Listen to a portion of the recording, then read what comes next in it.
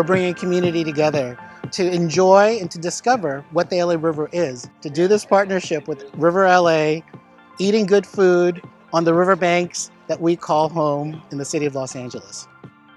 There's 17 cities along the river, and all these people are from all over Los Angeles, and they're just here really talking about what the river means for them and their community.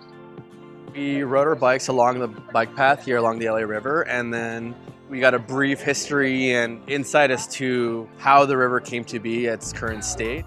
About 16 years ago, I lived in Atwater Village, just up the river, and would come by, and the river was not a place I wanted to hang out. A lot of concrete, not a lot of vegetation. I remember when I first moved to LA 20-some years ago, seeing the signs for the LA River and thinking, that's a river? My impression of it from a long time ago was that it was, completely littered and filled with trash. And from riding along it today, it doesn't seem like that's the case at all.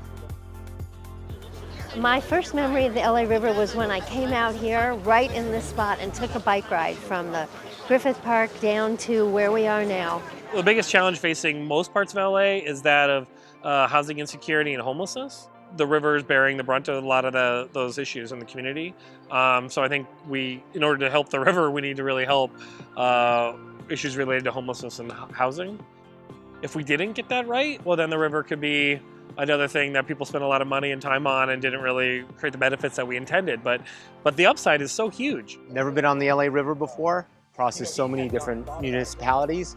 Key thing is how do you manage that, because there's sort of that balance you want to strike between great development that's going to bring people to recognize that this is a tremendous resource that we need to try and manage smartly, but at the same time being careful about over-commercialization of the area. I would say the biggest challenge to the LA River right now from my perspective is just having people know about it, having access to it, making people feel safe along it.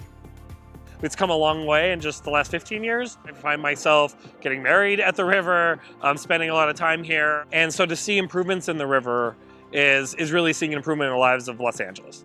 My hope is to be able to bike the LA River from Glendale all the way down to Long Beach. Get to know Los Angeles out in the open, and but being in a place where I don't have to worry about cars hitting me.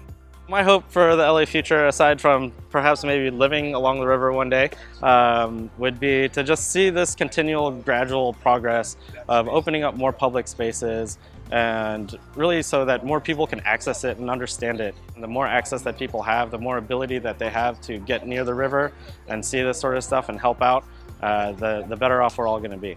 Education is just invaluable. The education that we receive today, just being able to talk to people involved with these projects, is really eye-opening and teaches us how we can get more involved. I want to see the LA River be the opportunity that really connects us about water, about art, about culture, about people, about community. It's 51 miles of concrete canvas going through every neighborhood, every demographic to support healthy and sustainable common ground.